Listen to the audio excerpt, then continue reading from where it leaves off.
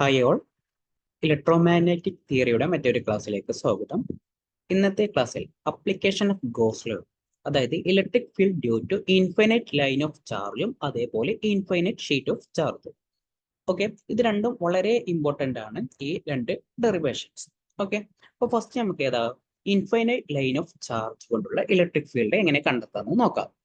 Okay, അപ്പോൾ electric field due to infinite line of charge, നമ്മുടെ മൂന്ന് axis X, Y, Z axis ആണ് ഈ കാണിച്ചിട്ടുള്ളത്. ഓക്കെ, അപ്പൊ ഈ സെഡ് ആക്സിസിൽ എന്തുണ്ട്, ഒരു യൂണിഫോം ലൈൻ ഓഫ് ചാർജ് ഉണ്ട്. ഓക്കെ, ഒരു ചാർജ് എന്ത് ചെയ്ത് ഈ സെഡ് ആക്സിസിൽ എന്ത് ചെയ്ത് ഡിസ്ട്രിബ്യൂട്ട് ചെയ്തിട്ടുണ്ട്. അതായത് മൈനസ് ഇൻഫിനിറ്റി മുതൽ പ്ലസ് ഇൻഫിനിറ്റി വരെ ഈ ബ്ലൂ ലൈനിൽ കാണുന്നത്. ഓക്കെ, അപ്പോ ഈ ലൈൻ ഓഫ് ചാർജ് കൊണ്ട് എന്തുണ്ടാകും, ഒരു ഇലക്ട്രിക് ഫീൽഡ് ഉണ്ടാകും. ഓക്കെ, അപ്പോൾ പി എന്ന് പറഞ്ഞ പോയിന്റിലാണ് നമ്മൾ എന്ത് ചെയ്യുന്നത്, ഇലക്ട്രിക് ഫീൽഡ് കണ്ടെത്തുന്നത്. ഓക്കെ, പി എന്ന് പറഞ്ഞ പോയിന്റിൽ. ഓക്കെ, അപ്പൊ അതിന് വേണ്ടിയിട്ട് ഞാൻ എന്ത് ചെയ്തു, അപ്പോൾ consider a uniform line of charge rho L. Okay, അപ്പൊ ഈ ചാർജ് ലൈൻ ഓഫ് ചാർജിന്റെ ഡെൻസിറ്റി ആണ് എന്ത്, റോ എൽ എന്നുണ്ട്. Okay, line charge density. Okay, അപ്പൊ line charge density rho L എന്ന് വെച്ചാൽ എന്താണ്, charge per length. Okay, charge per ലെങ്തിനെയാണ് ചാർജ് ഡെൻസിറ്റി എന്ന് പറയുന്നത്. ഓക്കെ, അതിന്റെ യൂണിറ്റ് ആണ് coulomb per metre is line on Z axis minus infinity to plus infinity വരെ. ഓക്കെ, അപ്പൊ നമുക്ക് ഒരു പി എന്ന് പറഞ്ഞ പോയിന്റിൽ എന്ത് കാണാം, ഇലക്ട്രിക് ഫീൽഡ് കാണാം. അപ്പൊ പി എന്ന് പറഞ്ഞ പോയിന്റിന് വെച്ചിട്ട് ഞാൻ എന്ത് ചെയ്യണം, ഒരു ഗോഷ്യൻ സർഫസ് എന്തെങ്കിലും കൺസിഡർ ചെയ്യണം.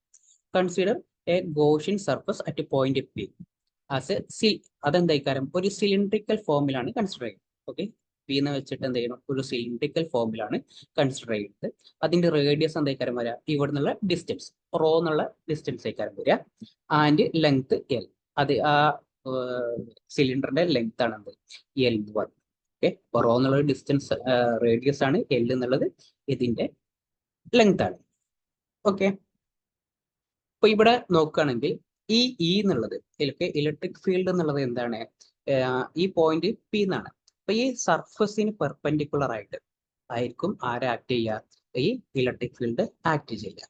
ഓക്കെ, ഹിയർ ഈ act as normal to the surface of the cylinder. സിലിണ്ടറിന്റെ സർഫസിന് നോർമൽ ആയിട്ടാണ് ആക്ട് ചെയ്യുന്നത്. ഓക്കെ, അപ്പൊ നമുക്ക് എന്ത് ചെയ്യണം, ടോട്ടൽ ഫ്ലക്സ് എന്ത് ചെയ്യണം, കണ്ടെത്തണം. ഓക്കെ, ടോട്ടൽ ഫ്ലക്സ് കണ്ടെത്തണം. അപ്പോൾ ഫ്ലക്സ് എന്ത് ചെയ്യുണ്ടാകും, ഈ സിലിണ്ടറിന്റെ ടോപ്പിലൂടെ പാസ് ഉണ്ടാകും. ഓക്കെ, ഇതിന്റെ ടോട്ടൽ ഫ്ലക്സ് കാണണമെന്നുണ്ടെങ്കിൽ എന്ത് ചെയ്യണം, ഈ ടോപ്പ് കൂടി എന്ത് ചെയ്യണം, ഫ്ലക്സ് ലീവ് ചെയ്യണം.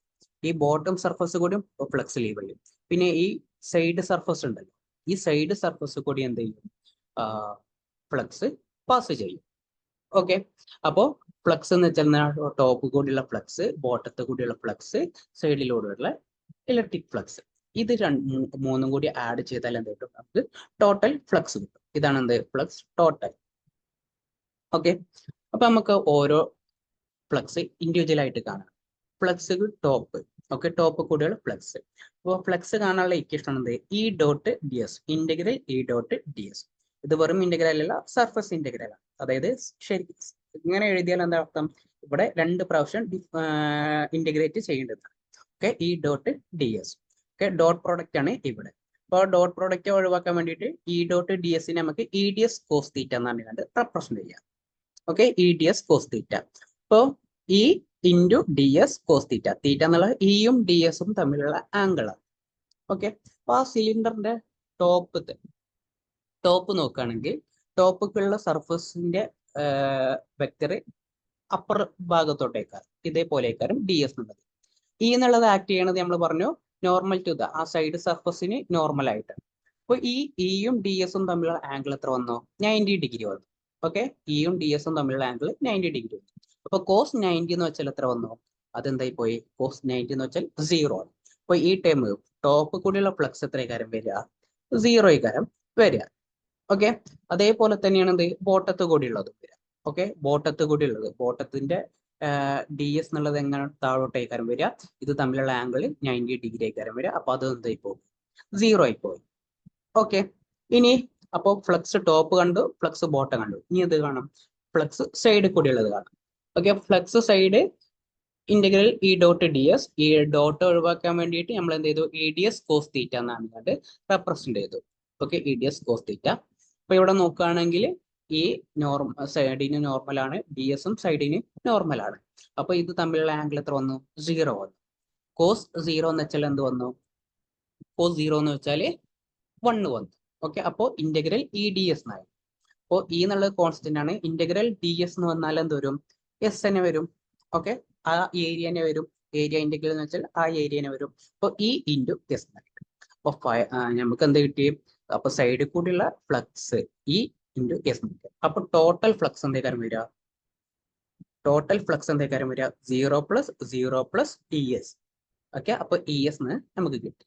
ഓക്കെ, അതിനെ ഞാൻ ഇക്വേഷൻ നമ്പർ 1 ആക്കി എടുത്തു. ഇനി ഗോസ് ലോ പ്രകാരം, ഓക്കെ, ഗോസ് ലോ പ്രകാരം ഫ്ലക്സിന്റെ ഇക്വേഷൻ എന്താണ്?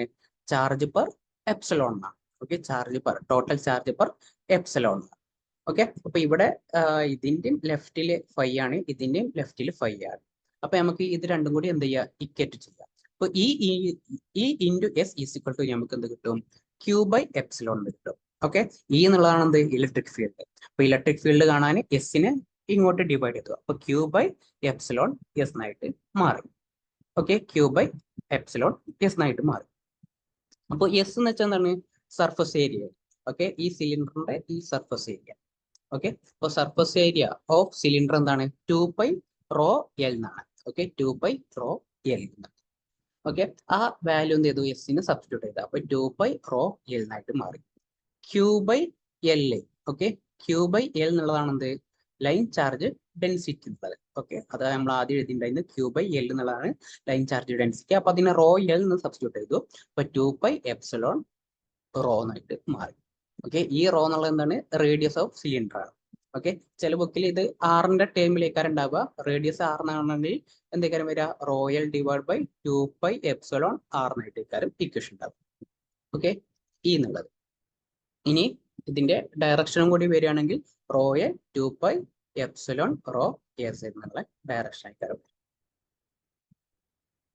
ഓക്കെ ആണല്ലോ. ഇനി ഇതേപോലെ എന്താണ്? Electric field to infinite sheet of charge. Okay, sheet of charge ആണ്. അപ്പൊ ഇവിടെ എന്താണ്?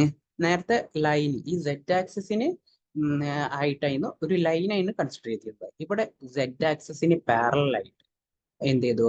ഒരു പാരലൽ അല്ല, Z ആക്സിസിൽ കൂടി എന്ത് ചെയ്തു? ഒരു ഷീറ്റ് കൺസിഡർ ചെയ്തു. ഈ ബ്ലൂവിലുള്ളതാണ് എന്ത്? Sheet. Okay, consider the infinite sheet of charge of uniform surface charge density. അതിന്റെ ചാർജ് ഡെൻസിറ്റി ആണ് ρS എന്നാണ് തന്നുള്ളത്. ρS എന്നാണ് coulomb charge per surface area. Okay, charge per area. Line in Z = 0 plane. Okay, അത് Z = 0 എന്ന് പറഞ്ഞ പ്ലെയിനിലാണ് ലൈ ചെയ്യുന്നത്.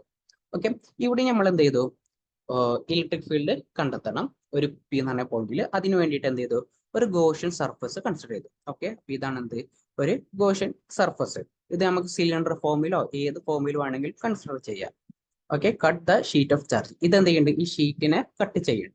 അതായത് പോസിറ്റീവ് ഡയറക്ഷനിൽ ഉണ്ടാകും, നെഗറ്റീവ് ഡയറക്ഷനിലും ഉണ്ടാകും. ഓക്കെ, ഇപ്പൊ ഇവിടെ ഇ എന്നുള്ളത് എങ്ങനെയൊക്കെയാണ്? ഈ ഷീറ്റിന് അലോങ് ആയിട്ടേക്കാരം എന്തുണ്ടാവുക? പാസ് ചെയ്യാം. ഓക്കെ, ഷീറ്റിന് നോർമൽ ആയിട്ട്. അപ്പൊ മുകളിലോട്ടും ഒരു ഇ ഉണ്ടാകും, താഴോട്ടും എന്തുണ്ടാകും?